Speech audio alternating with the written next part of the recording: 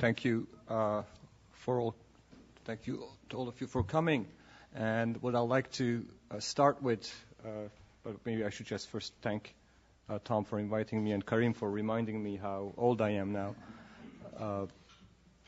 I'd like to give you a kind of broad picture of where Turkey is right now in terms of its vision of the Arab revolutions, and in what ways this has an impact on Turkish foreign policy.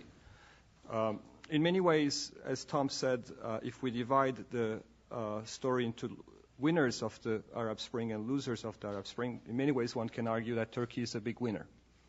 Just look at the Western media. The coverage of Turkey has changed drastically in the last year.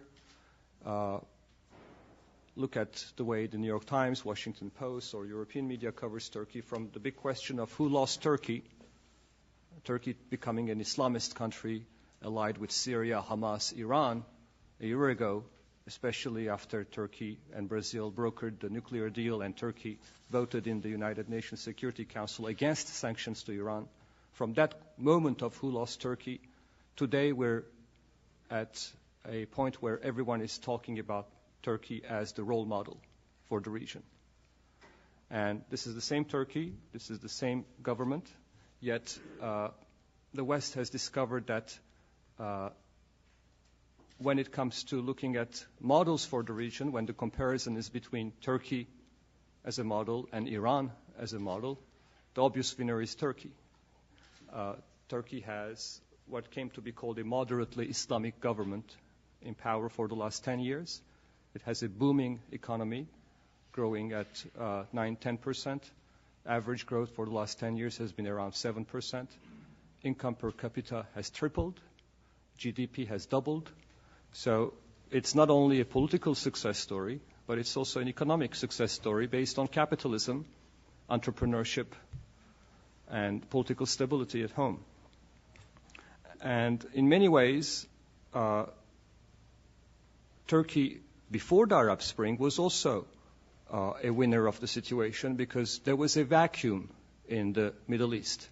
A vacuum, as Rob described, based on America's failure in Iraq, the absence of Arab leadership on the Palestinian issue, and Turkey successfully was able to fill that vacuum with its strategic depth, as Foreign Minister Ahmet Davutoğlu called, and the slogan of zero problems with neighbors. Now, Tom mentioned that Turkey has abandoned his policy of zero problems with neighbors. This is partly true, yet if you ask Davutoğlu today, he would say that the region has changed and Turkey had to adapt to the change in the region. As events change, you change your policies. Turkey would have preferred to have zero problems with Syria had Syria listened to Turkey and engaged in democratization, change, a year ago. So the region today is no longer the region that it was 2-3 years ago, and of course then it becomes much harder for Turkey to maintain its zero problems policy. In fact, the joke right now is that from zero problems with neighbors, we shifted to zero neighbors without problems. All neighbors have problems now. Look at Syria, look at Iraq.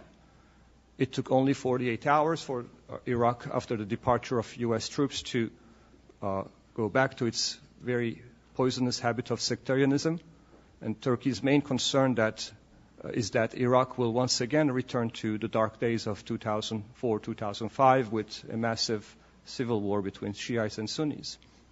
And this is basically a scenario that Turkey blames partly on Iran, but mostly on the United States. There is still a lot of anger over the invasion of Iraq and America's support for, the perceived support for Maliki, because Maliki is perceived as an agent of Iran by Ankara. And vis-à-vis Iran, the honeymoon that existed when the Tehran Agreement was signed, brokered with Brazil, is no longer there. In fact, one very important reason why Turkey is under much positive light today in the United States is not only because it's referred to as a model by the Islamists in the region, by the countries in the region, but more importantly because it has decided to contain Iran, to become a strong agent of containment against Iran. And the clear evidence of this is Turkey's decision to host radars for the missile defense operation of NATO. So NATO missile defense, which was a polarizing issue in Turkey, came to a conclusion with Turkey's decision to host the radars. And this, despite the fact that the Turkish government argues this is not targeting Iran, it's obviously taken by Iran as a hostile sign. And it was a courageous decision by the part of the leadership in Ankara to do this. And it put Turkey under much positive light in Washington and under much negative light in Tehran. If a year ago someone had told me that Turkey's relations with the United States, with Washington, would be going through one of its best times. In fact, Abdullah Gül, the president, refers to a golden age today in Turkish-American relations, at a time when Turkey's relations with Israel are going its worst time. I would have said this is not possible. You cannot have extremely bad relations with Israel while enjoying a golden age with Washington. Yet this is exactly what we're in. Partly because the Obama administration values Turkey, values Turkey's example as a model, values Turkey's partnership in NATO, and most importantly, values Turkey's partnership on Syria. Which brings me to Syria as the most important question and the most important challenge facing Turkish foreign policy. Now, to understand Turkish policy vis-à-vis Syria, we have to understand what are the drivers of Turkish foreign policy in general. And I would say that instead of looking at Islamic versus secularism or Western versus anti-Western ideological categories, we have to be more pragmatic and understand that the main driver of AKP's foreign policy has traditionally been a search for independence. I often say that if Prime Minister Erdogan had its way, Turkey would be a non-aligned country, a totally independent country from blocs, would not be identified totally with the West. So nationalism, independence, sovereignty is a main driver of Turkish foreign policy. So Turkey wants to have basically a Turkish foreign policy and does not want to give the perception that it is following a Western foreign policy. That puts Turkey into a certain dilemma vis-à-vis Syria because it doesn't want to be carrying America's water or carrying NATO's water in Syria. It wants to have its own influence. One of the slogans of this government has been regional solutions to regional problems. So in a way, Turkey wants to find a leadership role for itself in Syria, and it has played that role rather well by supporting the opposition, by taking a principled stand in supporting basically the change in Syria. However, it is also interesting that Turkey finds itself in a position where it doesn't want to be the country that the United States outsources the problem. There is a sense in Turkey that the U.S. has no clear strategy vis-à-vis Syria and expects Turkey, the Arab League, to develop their own strategy. So there is a certain complaint in Turkey that there is no American vision for a post-Assad Syria, and there is no American leadership. This slogan of leading from behind does not really resonate in Ankara. So when I talk to Turkish officials, I get the sense that they want a clearer international leadership, American leadership. They want something similar to the United Nations Security Council resolution in Libya, which authorized action. And only then, when there is a multilateral facade, there will be more willingness in Turkey to take action. And taking action is also a big question mark. Turkey is confused about what does taking action mean. It doesn't really want to have a military option. Any kind of idea of establishing a buffer zone or a humanitarian corridor or a safe haven within Syria involves military intervention. And Turkey does not want to engage in military intervention and does not want to engage unilaterally. So if there is some Russian support or just a sense that Russia and China would not object, things would be much easier for Ankara. There was, at a certain point, some talks about a Turkish-French cooperation for a humanitarian corridor. And Alain Juppé, the French foreign minister, came to Ankara to talk about this. But just a couple of weeks ago, when the Armenian genocide resolution, something similar to the Armenian genocide resolution, but more difficult, more different than this, which basically penalizes to argue that there was no Armenian genocide, was passed in the French lower chamber and may become law, Turkey decided to freeze its diplomatic and military relations with France. So we no longer have this Turkish-French coalition because of the Armenian issue. And that also takes away something from the military option away. I would argue, in lieu of conclusion, that overall, despite the fact that Turkey appears to be a winner in the Arab Spring, when you look at developments in the Arab world today, I would say that the vacuum that existed before the Arab Spring is still there, but the potential for Turkish leadership, especially on the Palestinian question, is no longer, I think, where it was 2 years ago.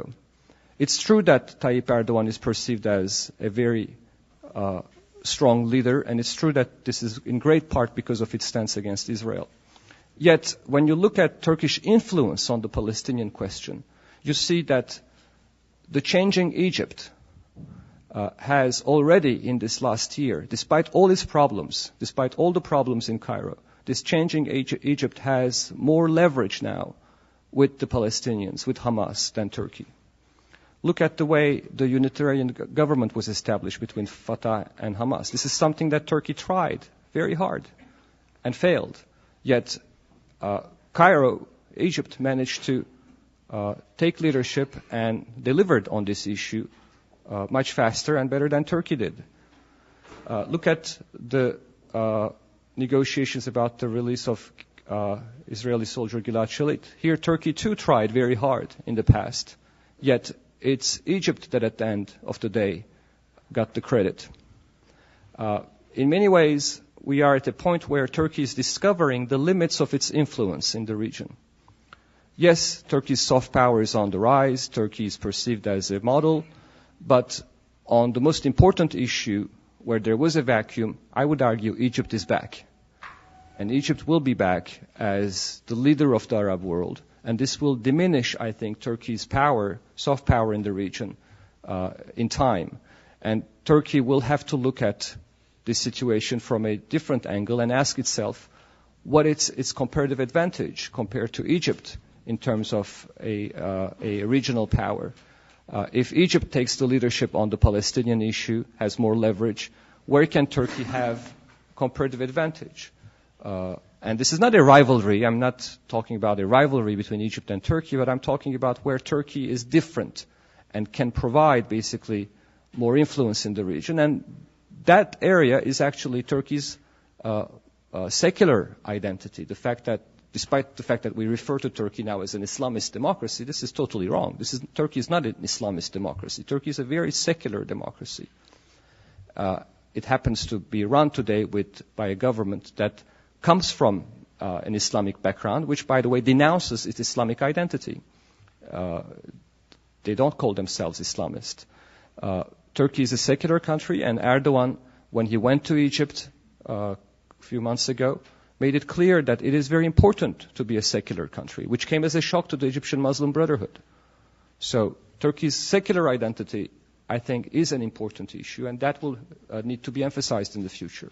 The fact that Turkey is a member of NATO, that it's the only Muslim country able to represent the Islamic world in Western clubs, in the OECD, the European Council, hopefully one day in the European Union, but most importantly at NATO, is also a big comparative advantage that no other Muslim country has. So I think Turkey's Western credentials will have to be boldened after the Arab Spring in order to underline why Turkey is, in fact, a valuable model. And it is also important to understand that the Turkish model means different things to different people.